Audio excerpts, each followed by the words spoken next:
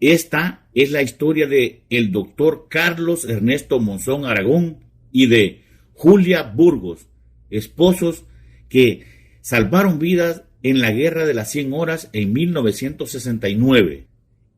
Alianza es una población de valle situada a 12 kilómetros de la carretera interamericana.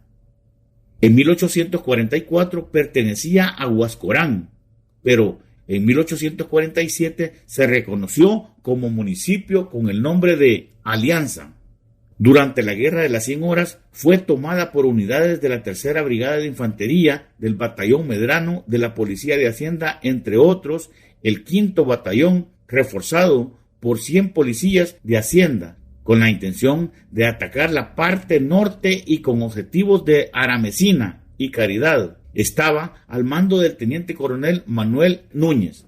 Muchos estudiantes de medicina de todos los niveles, hasta el último, nos unimos a la guerra de legítima defensa. Mi esposa Julia, madre de mis hijos, estudiaba enfermería y ambos nos preparamos para culminar nuestras carreras.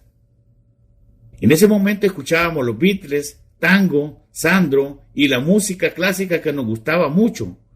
Por la emergencia, ella fue enviada a su natal San Vicente y yo a la ciudad de Jocoro, Morazán, donde estaba realizando mi servicio social en el último año de mi carrera de medicina. Fue así que asistimos a los heridos y refugiados que llegaban en gran número a los pobladores y ciudades más cercanas a la frontera. Pensaba en mi primer hijo Iván, que estaba recién nacido. Un año antes, así nos prometimos que si salíamos vivos de la guerra, nos casaríamos, y así fue. Pero hasta 1974, en la ciudad de San Cayetano, Ixtepeque, años después, con el coronel Diablo Velázquez como uno de los padrinos de boda, conocí varios que juraron casarse o hacer otras cosas por si morían en la guerra y no regresaban. La situación estaba al rojo vivo. Venían salvadoreños con las manos atadas, así una gran cantidad, sin nada. Familias completas. Al llegar a la frontera la situación era peor. En el Amatillo llegaban mujeres mutiladas de los pechos. Eran varias las que atendimos, lo vi con mis propios ojos y asistí a esas pobres mujeres junto a la Cruz Roja. Tratábamos de ayudarles, eran cuadros dantescos y desgarradores. Se nos asignó a la tropa y nos dieron grados militares a todos los médicos. Coronel Guillermo II Martínez era el comandante. Fueron 80 de tropa más 16 oficiales: Elena Fuentes, Flores Florón, Grijalva, Edmundo Medrano, Portillo, Víctor Manuel Méndez, que después escribió un libro donde menciona algo de estas experiencias. Así fue el 14 de julio de 1969, el día que salimos hacia Honduras. A las 5 de la mañana iba toda la tropa. Las tanquetas, las niñas hacían un gran ruido por las matracas en sus ruedas. Eso aterrorizaba a las tropas hondureñas, que salían huyendo llenos de miedo al escuchar ese ruido, más el ruido ensordecedor del G3, que eran devastadores con el enemigo. El 4º y el 6º batallón llevaban como misión la carretera panamericana y el 5º batallón, reforzados por la Policía de Hacienda, con la misma misión de atacar Aramecina y Caridad. Las fuerzas especiales tendrían como misión principal tomar Alianza. Atrás venía como soporte el 5º batallón, constituyendo la reserva del Teatro Oriental. Los hondureños defendieron este sector con más fuerza que otros. Lanzaron más de 4 batallones. Fue una dura batalla.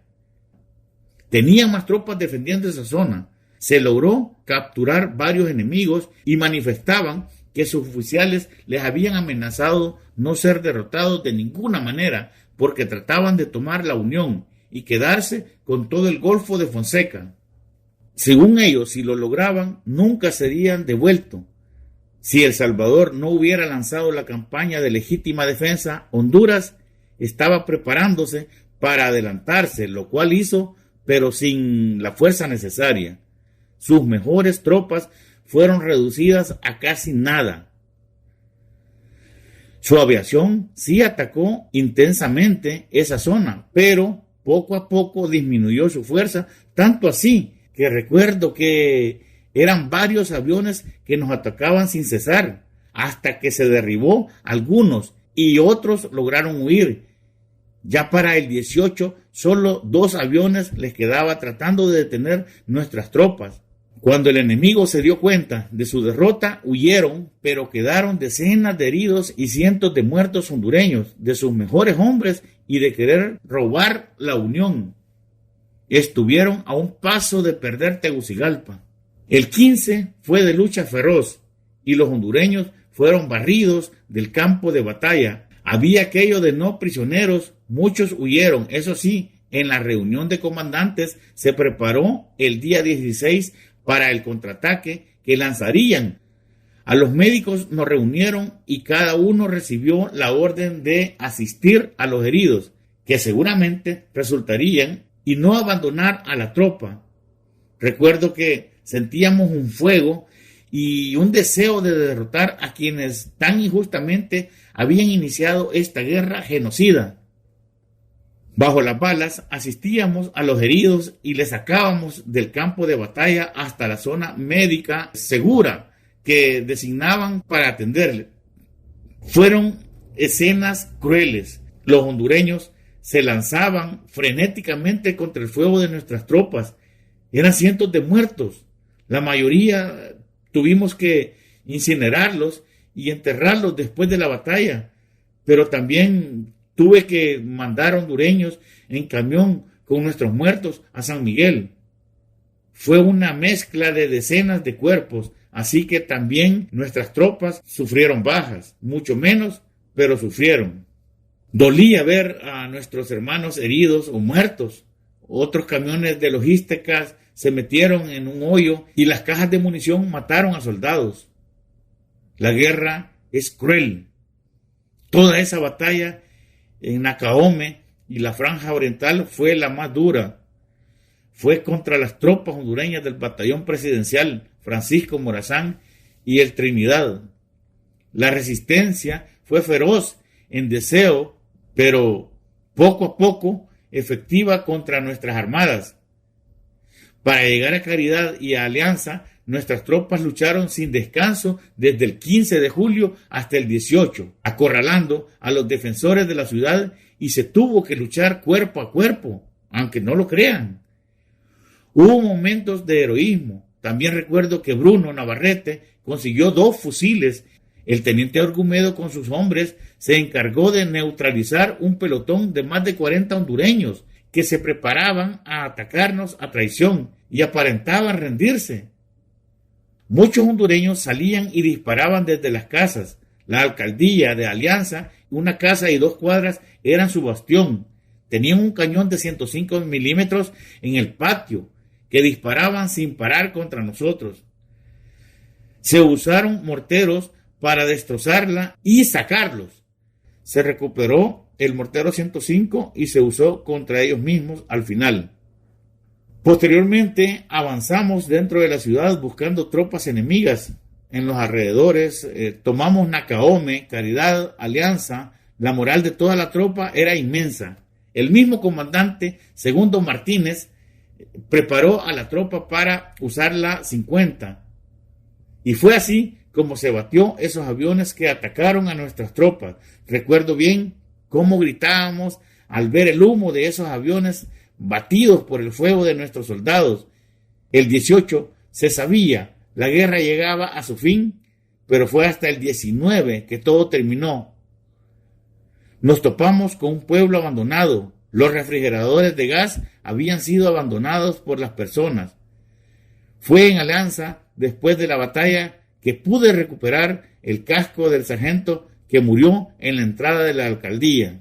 Despedazado, ese casco lleno de sangre del batallón Trinidad y la bandera del pueblo fue recuperada por mi persona. Y la mantengo como un recuerdo y trofeo de lo duro y cruel de esa guerra. Pero también el heroísmo de nuestras tropas, que no querían retirarse porque queríamos llegar hasta Tegucigalpa. Pero al final también aceptamos que la guerra había terminado. Se veían felices porque regresaban a sus hogares y que habíamos cumplido la misión. Ya en agosto, el momento de regresar, Alianza fue la última ciudad entregada a la OEA. Quienes salvaron al gobierno de Honduras de su total derrota fue cuando el teniente Méndez Reyes preparó todo para entregarla, pero también para retirarnos bajo seguridad por el riesgo de ataques de las tropas hondureñas que aún humillados mostraban su enojo, y me dijo: doctor, si hay combates, por favor, no abandone la tropa. Tuve que estar con ellos hasta el último momento, y sí, fueron momentos de tensión, pero todo salió bien. Hasta incluyó en su libro parte de lo que vivimos. Así nos dirigimos a San Miguel a celebrar al cuartel. Escuchamos el discurso del presidente Sánchez Hernández, el cual fue formidable, y nos preparamos para el desfile de la victoria, como se le llamó. Éramos 8 en línea, orgullosos de representar a los médicos junto a la tropa, la gente eufórica, abrazándonos, llorando, se ponía la piel de gallina, un momento sin igual. Jamás había un momento de unidad como ese.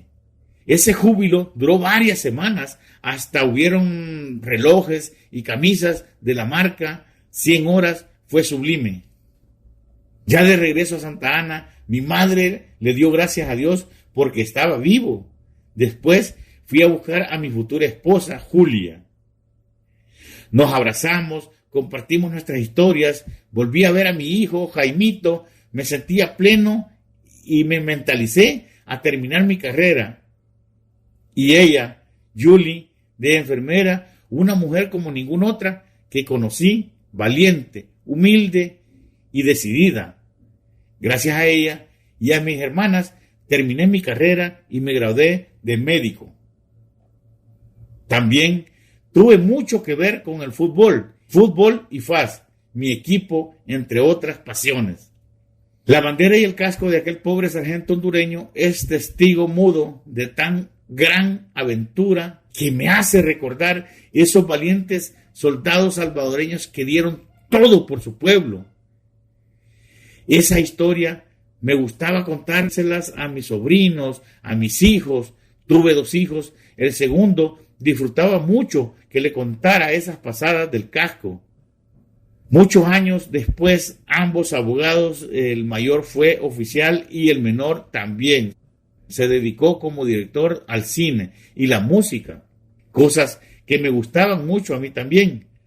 Ambos me han llenado de orgullo y felicidad. Soy el abuelo de bellos nietos que no pude disfrutar a su plenitud. Eso porque en la vida uno toma buenas y malas decisiones, que siempre afectan a la familia. Pero ese es otro tema. Al final, la bandera hondureña, un día la encuentro lavada por mi madre, Carmen, de la sangre de aquel pobre sargento. Me molesté un poco.